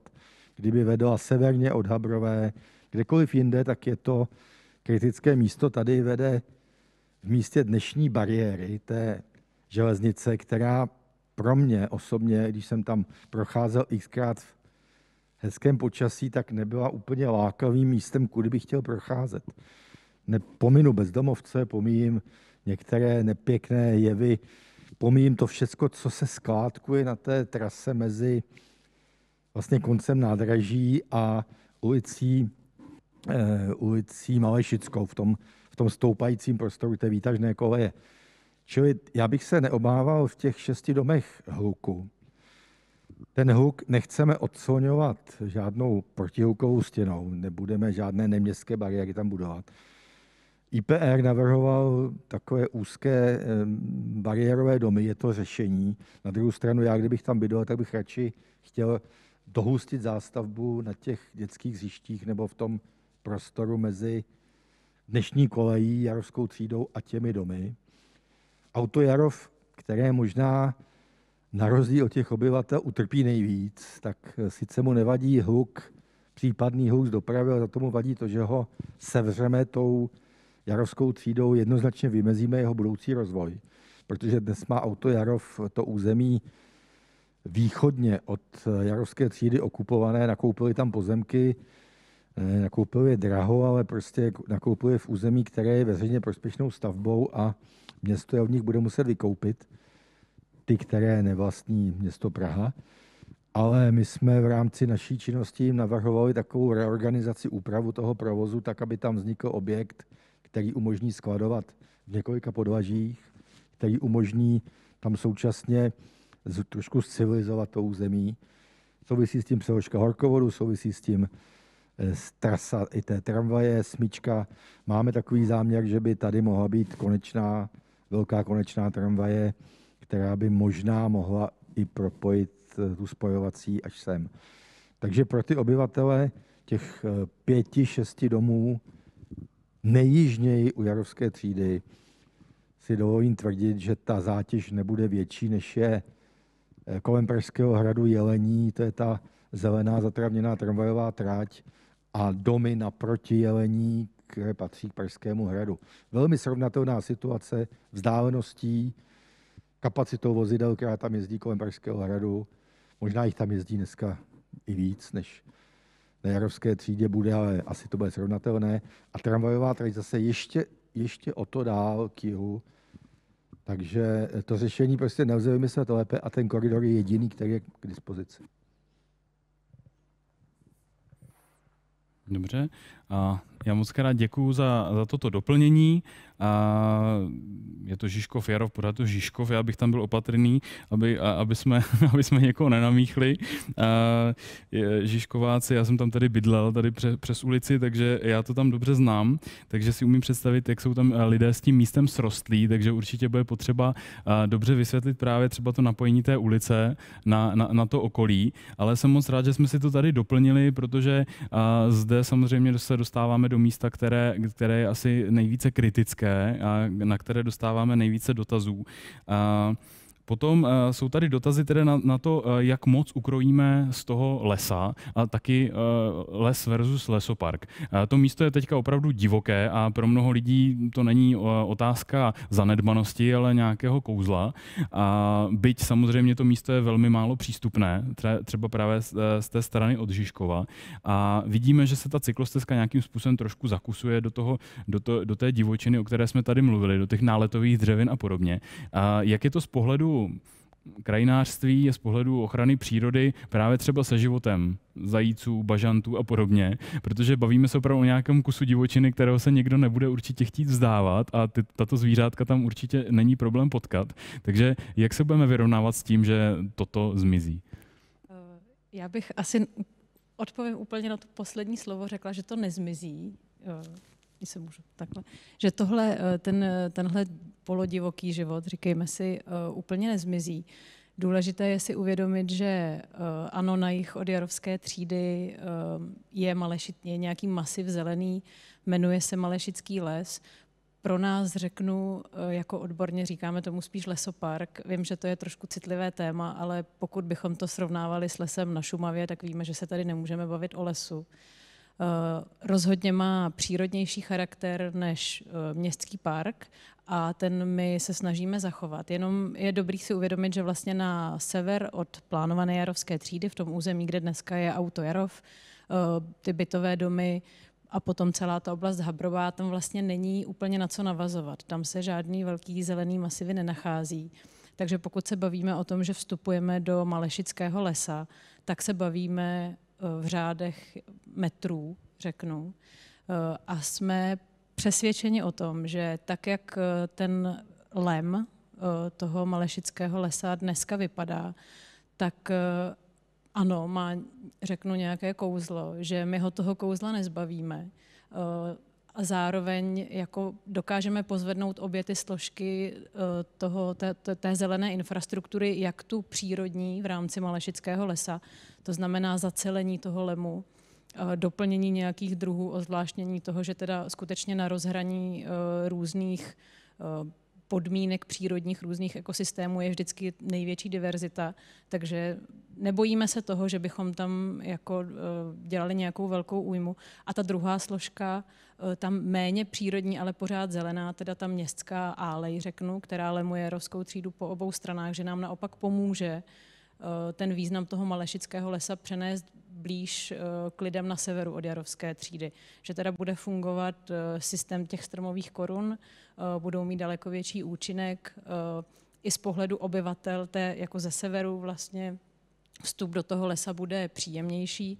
Pokud se bavíme o té cyklostezce a pěší stezce, tak jak už jsem říkala během prezentace, tak snažili jsme se pečlivě najít tu trasu, ale může se stát, že během jako podrobnější dokumentace dojdeme k tomu, že někde uhneme o metr méně, někde o metr více.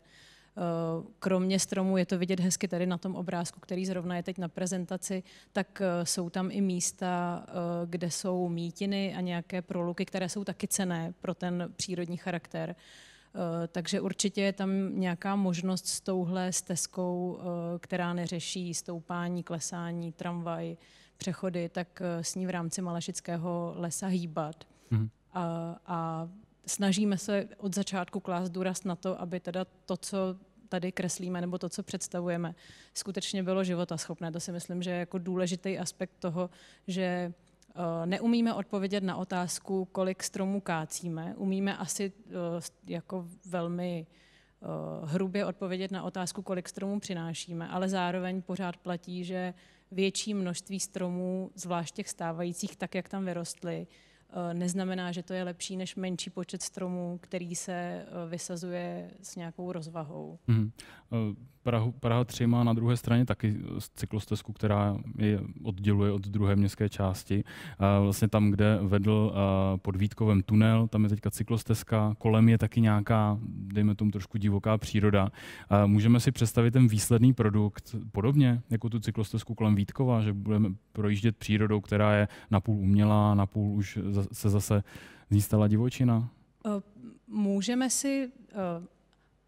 Neumím na to úplně takhle konkrétně odpovědět, přiznám se, jak si to jako kdo představí nebo k čemu to přirovná, ale představme si to tak, že vlastně to, co je na jih od té cyklopěší stezky, tam zásahy v rámci jarovské třídy jsou minimální. Určitě jsme přesvědčeni o tom, že by si zasloužilo to území nějakou další studii nebo vhled do toho místa krajinářský. My nejsme takhle chytří sami, máme na to krajináře Míšu Sinkolovou, Ondřeje Fouse, byli na začátku v tom seznamu. Tak myslíme si, že určitě by stálo za to se do toho Malešického lesa podívat a udělat si na ně nějaký krajinářský názor jako koncepční, ale představujme si to, že jako pokud se budeme pohybovat po té cyklopěší stezce, tak napravo řeknu, nebo tady podle toho obrázku na jihu, je ten stávající porost, nějaký lesní masiv a to, co se odehrává na severu, na té druhé straně cyklostezky, je prostě nějaký proměnlivý přírodní pás, který je víc průhledný, to znamená,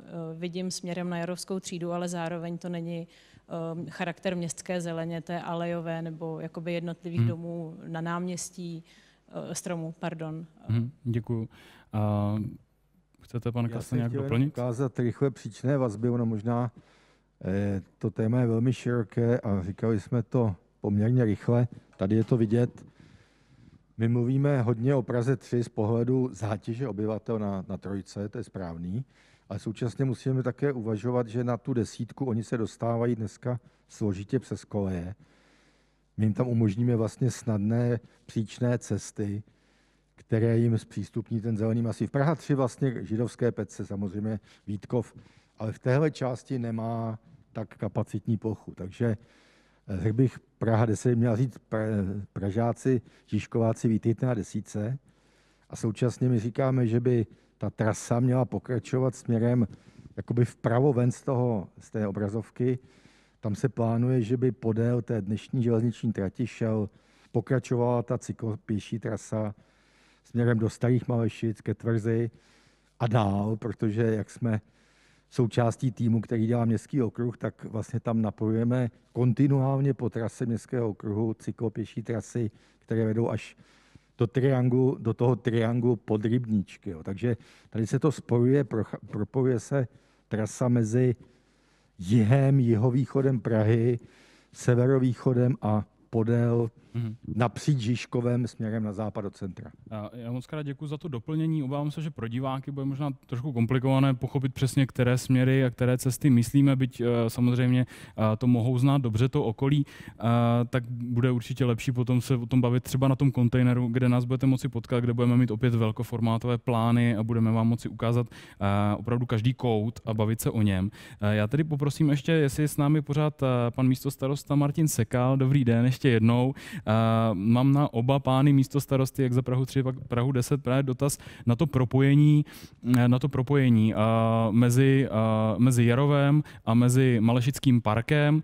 Teďka jsme tady viděli, že Jarovská třída by mohla zlepšovat to propojení u Penny Marketu, kde tady vycházíme potom u velodromu na Třebešíně, a taky by mohla zlepšovat to propojení z Malešického parku k tomu okolí auta Jarov. Jak se na to díváte z pohledu Prahy 10? Jaký je tam váš zájem? Jak byste chtěli to propojení zlepšit? Případně s jakými problémy se tam potýkáte? Já vám přeji všem hezký dobrý večer. Já bych chtěl říci, že za nás, z hlediska desítky, se to týká opravdu jenom okraje desítky a nám tam zejména se jedná o ten les, aby došlo k co nejmenšímu poškození a co nejmenšímu úbytku té zelené plochy, která tam je ve prospěch té pražské třídy, a jinak tím, že se zlepší to propojení mezi trojkou a desítkou, tak vůbec nevadí, naopak to vítáme. Je to zase i možnost pro naše občany z desítky, že budou mít možnost se dostávat lépe na tu trojku, ale je to pro nás to není stěžení, je to stěžení pro trojku. U nás je to opravdu málo a já osobně budu dbát na to, aby opravdu ten les si co nejvíce té zeleně udržel a to co nejméně poškodil. To je, myslím, za mě úplně všechno v tuto chvíli. Děkuji. A pan místostarosto Rupté? Já myslím, že tou hlavní bariérou, která dneska vlastně brání té prostupnosti, tak je ta železniční trať, pro které už teda dneska nejezdí vlak, ale i tak tu bariéru tvoří, protože nejsou tam pěší propojení, prostě nějaký přirozený pěší vazby. A myslím si, že možná i řada těch místních obyvatel vlastně neví, jak blízko má třeba ten Malešický park jako poměrně jako atraktivní, pěknou, odpočinkovou zelenou plochu. Je to opravdu, co by kamenem dohodil, a ta železniční trať opravdu tvoří jako zásadní bariéru. Takže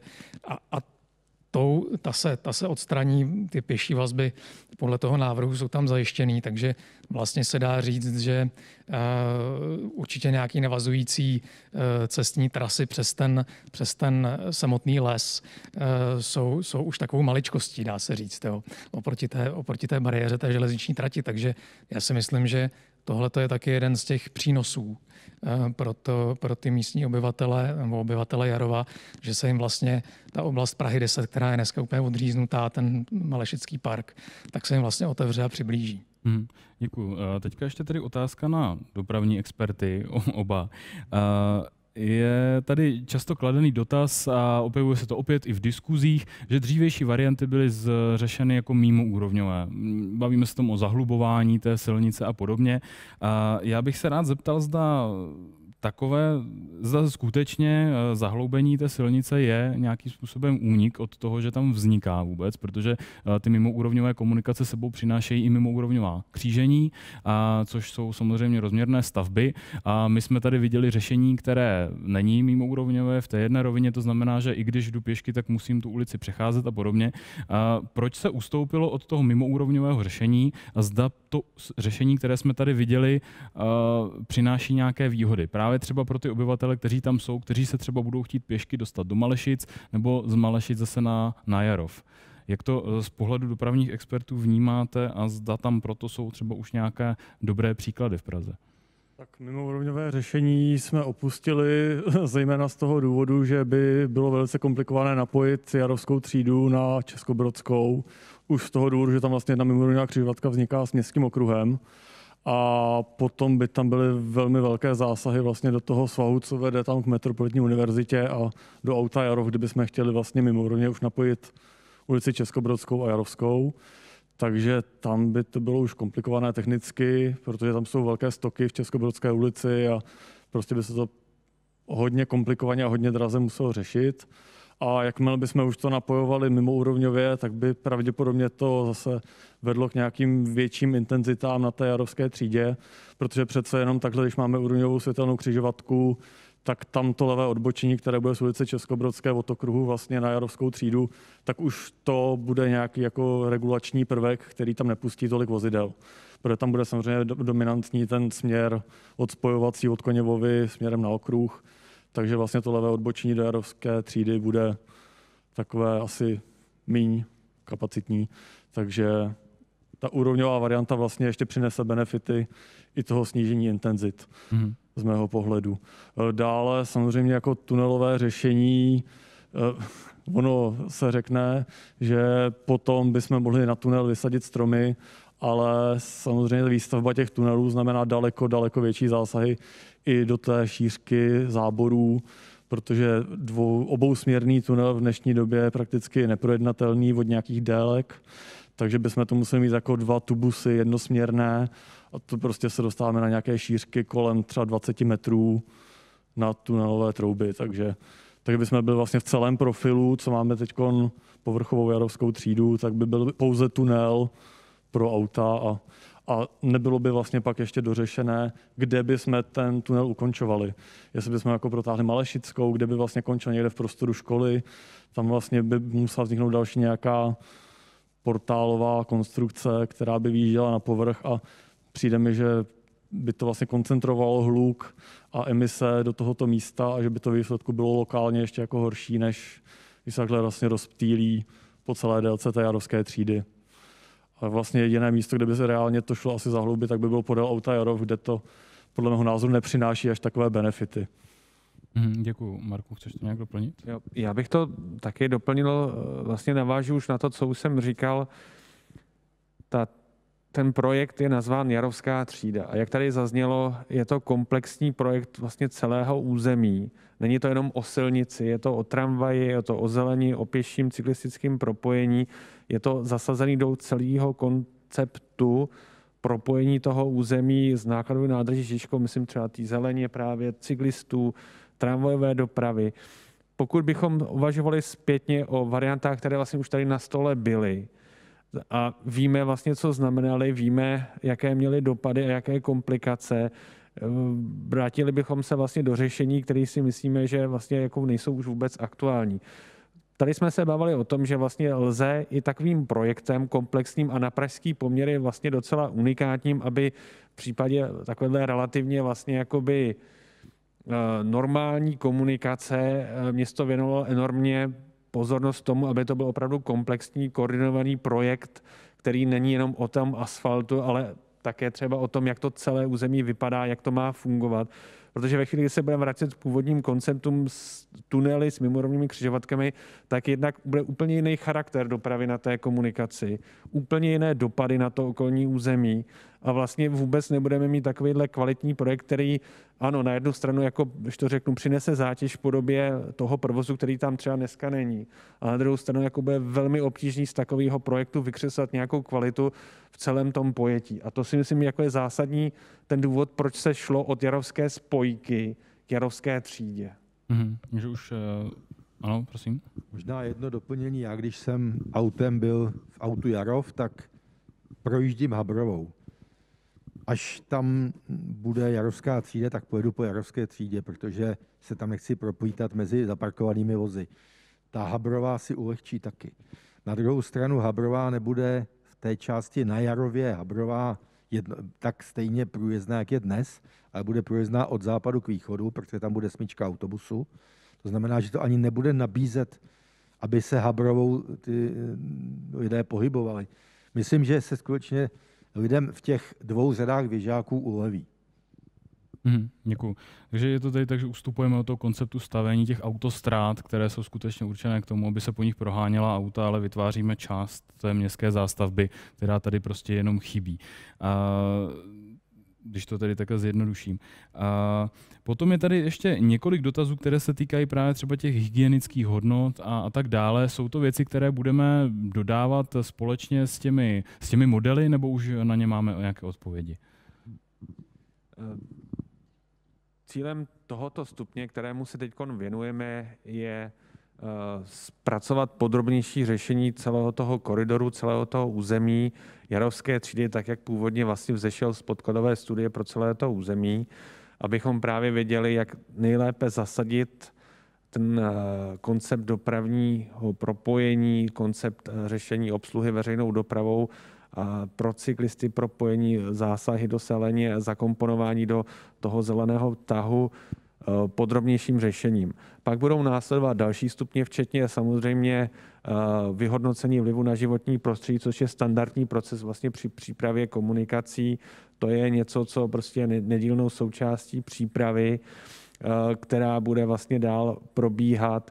V tuhle chvíli, jak už jsem říkal, budeme mít k dispozici v nějaké době plus několika týdnů, respektive spíš měsíců, teda ty aktualizované dopravní modely, na kterými se určitě budeme rádi pobavit a budeme si říkat vlastně, co to konkrétní čísla asi můžou přinést v několika scénářích.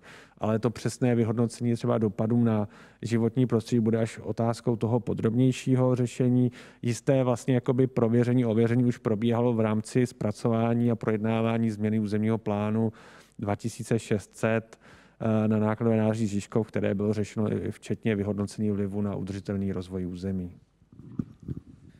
Já, jestli můžu doplnit jenom, ono samozřejmě ten dopad hygienických hlukových limitů nebo dopad té stavby, co se týče hluku, tak závisí už na takových jako podrobných třeba dopravně organizačních detailech. Jo. My se tady bavíme, nebo i v tom návrhu už je to zakomponováno, že třeba při nejmenším v oblasti té školy uvažované, tak už i v tom návrhu studie jsou navržené zvýšené přechody, a uvažuje se o tom, že by vlastně měla být sklidněna ta ulice na rychlost 30, což je věc, která by měla mít zásadní dopad i na hlučnost, protože je známo, že při rychlosti nad 30 nebo kolem 50, tak už ten hluk, který generuje ten automobil, tak je z přední pneumatika náš, tak z toho motoru. Takže zkrátka pomalejší doprava znamená i sníženou hlukovou zátěž a taky nižší kapacitu teda té komunikace. Dobře, děkuji mnohokrát. Těch dotazů tady máme ještě mnoho. Já, když tak zběžně se dívám, tak ještě bych rád zodpověděl jedno téma, a to je celkově vedení té třídy. Proč ta třída vlastně není dlouhodobě uvažovaná tak, aby vedla skrz území nákladového nádraží Žižkov v trase kolejí už od začátku, kde se tak trošku nabízí, napojená na Olšanskou, a také proč třeba není zvažována právě varianta ulicí u nákladového nádraží, kde podle komentářů vlastně teď nikdo nežije a nemusela by tam tedy ta komunikace přinášet tu zátěž. Na druhou stranu bavíme se tady o komunikaci, která má naopak propojovat ty zabydlené oblasti, takže to si možná odpovídá trošku samo pro sebe, ale jenom si můžeme případně Jitka jenom z hlediska urbanismu, proč to historicky tedy uvažováno není. No, jak Marek krásně ukazoval na začátku, jak šel čas, tak se prostě ten způsob toho propojení měnil a jednak to je teda vlastně změna toho konceptu z radiály na propojení, ze spojky na třídu. A druhak to je i vlastně názor na to, jak se má vlastně vyvíjet řešení toho území nákladového nádraží Žižkov.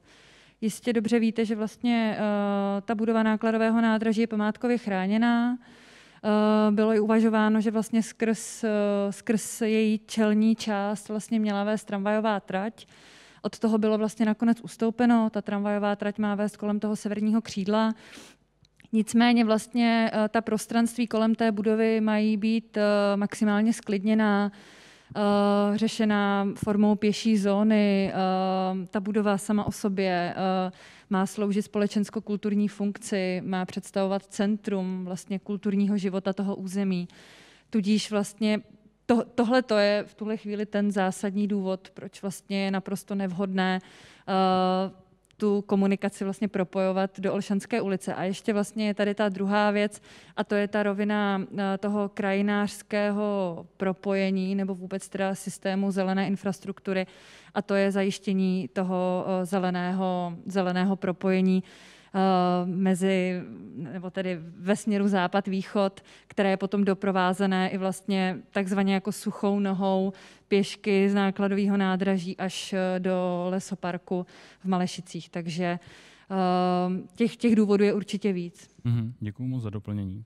Jestli bych teda mohl jenom doplnit, je to o tom, že ulice u nákladového nádraží bude samozřejmě využita tou stopou. Ono to bylo vidět na tom schématu. V podstatě Jarovská třída jako prvek takový je propojka mezi Českobrodskou, potažmo Městským okruhem na pokřížení s Malešickou ulicí, a pak ta stopa vlastně vede Malešickou ulicí a rozděluje se na dvě části, na tu severní a jižní. Ono to také vyplývá z toho, jak to území je formováno z hlediska dostavby, rozpadu těch vztahů, protože ne všechny jdou jakoby směrem, ta poptávka není na všechny směrem jakoby k Bazilejskému náměstí, ale právě třeba směrem na jih. Proto i v těch dopravních modelech, ano, tady vlastně na tom schématu je to hezky vidět. Děkujeme. Je to vidět, že vlastně ta stopa se rozděluje do dvou částí, což umožňuje ponechat tu volnou centrální osu pro jiný než automobilový pohyb, což je taky podle našeho názoru právě nějaká poměrně významná hodnota v tom území. A jak už bylo řečeno, ty původní koncepty, které počítali vlastně, ano, se zapojím do ulice u nákladového nádraží, počítali ale úplně jako s jinou kapacitní strukturou té komunikace a mimoúrovňovými kříženíma. A pokud bychom vlastně tohleto vrátili zpátky, tak si myslím, že nikdy nedosáhneme toho konceptu, který tady byl tak pěkně zpracován vlastně kolegy z autorských dílny Satry a JKA architekti, protože pak přijdeme o nějakou hodnotu v tom území té osy, kde by vedla tramvaj, že ve chvíli, kdybychom tam měli nějaký bulvár s tramvají, to, co třeba bylo v minulosti zkoušeno, jak tady mluvila o tom Jitka, který byl vlastně na osu Olšanské ulice, to mělo úplně zásadně dramatický jiný podoby v tom území. Dobře, děkuji moc krát. Já bych poprosil ještě na závěr případně oba pány místostarosty, zda by pozvali své občany na to participační setkání, případně se s nimi budete chtít setkat také, případně jaké podněty od nich očekáváte. Případně pan Sekal nejprve.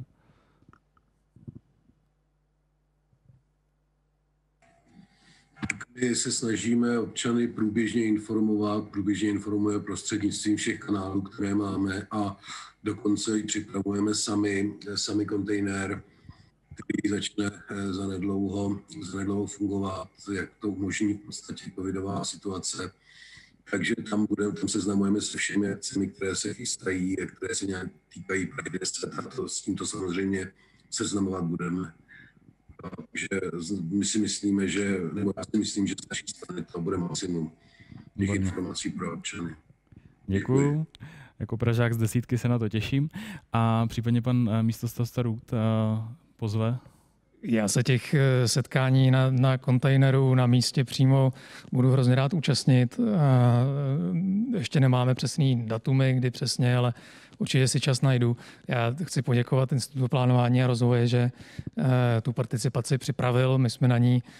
My jsme ji netrpělivě očekávali, takže já se na ní hrozně těším a těším se i na rozhovory s místními.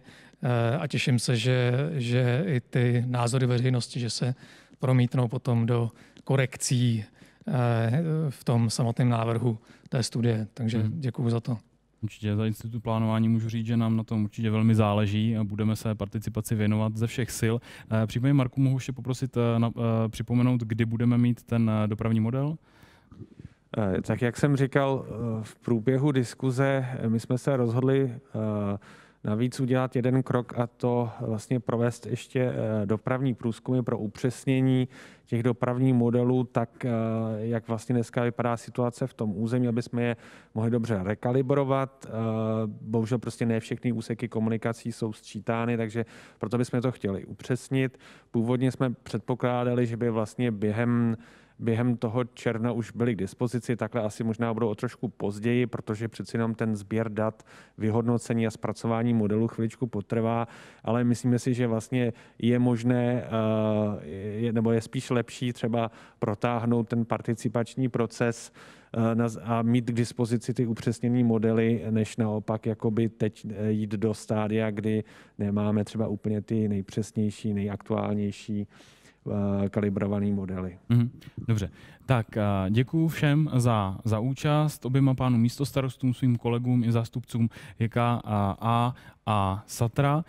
Děkuji, že jste tady s námi byli. Já se pokusím na závěr to ještě rychle tedy shrnout. Teď začínáme tady to participační období, tu kampaň, kdy s vámi budeme projednávat ty věci, které jsme dnes prezentovali, to znamená ty návrhy Jarovské třídy, ty jednotlivé varianty.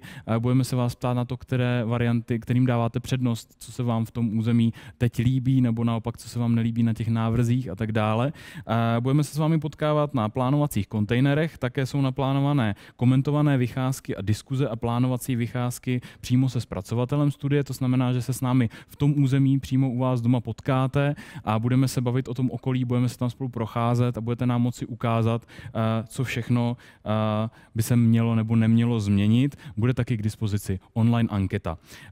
To všechno bude tedy probíhat už během května a června a na konci roku tedy potom budeme ty návrhy upravovat a budete moci vidět, jak se změnily. Takže děkuji mockrát. Vaše dotazy, které máme, všechny ukládáme, pokusíme se z nich sestavit nějaké frekventované dotazy, odpovědět na ně, časté dotazy, aby jsme vás uspokojili informačně a pokud tedy máte další dotazy, chcete reagovat na to, co zde zaznělo, využijte tu chatovací místnost, klidně ty dotazy ještě doplňujte, my je zítra uložíme a pokusíme se na ně zodpovědět na webu, případně na Facebooku, abyste byli informovaní. Takže děkuji vám moc krát, že jste nám dnes věnovali svůj čas. Poprosím vás, abyste nám ho věnovali i během těch nadcházejících měsíců, abyste měli trpělivost, abyste se ptali a abyste se dál zajímali o vaše okolí. To je to nejdůležitější, protože vy ho znáte nejlépe. Dneska už vám přeju dobrou noc a záznam případně najdete na YouTube a na Facebooku a můžete ho svým sousedům, spoluobčanům poslat. Mějte se krásně.